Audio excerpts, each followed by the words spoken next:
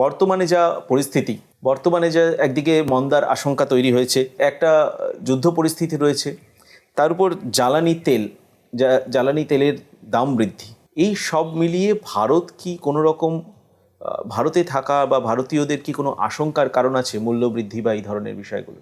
অর্থনৈতিক পরিস্থিতি খারাপ হতে পারে। অস্বীকার করার তো উপায় নেই, কারণ যেখানে গন্ডগোল হচ্ছে ওই গালফ অফ হরমুজ, মধ্যপ্রাচ্যে, সেখান থেকেই পৃথিবীর অনেকটা জ্বালানি তেল ওখান থেকে আসে।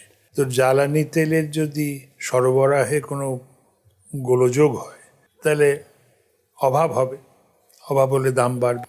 আর তুমি জানো যে ভারতবর্ষ আমরা জ্বালানি তেল মানে পেট্রোলিয়ামের জন্য আমরা ভীষণভাবে পরনির্ভর।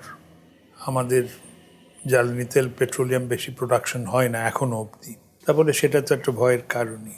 তারপর যেটা হয়, এই যেমন এয়ার স্পেস বন্ধ হয়ে যাচ্ছে, তারপর সি লেন্স বন্ধ হয়ে যাচ্ছে, তাতে জাহাজ, এরোপ্লেন সব ঘুরে ঘুরে যেতে হবে, যাতায়াতের খরচা বাড়বে, জিনিস নিয়ে যাওয়ার খরচা বাড়বে।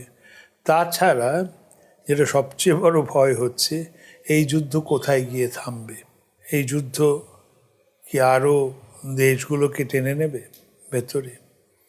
তারপর মারামারি হবে না খালি মার হবে, সেটাও বোঝা যাচ্ছে না। সুতরাং দুশ্চিন্তার তো কারণ আছেই।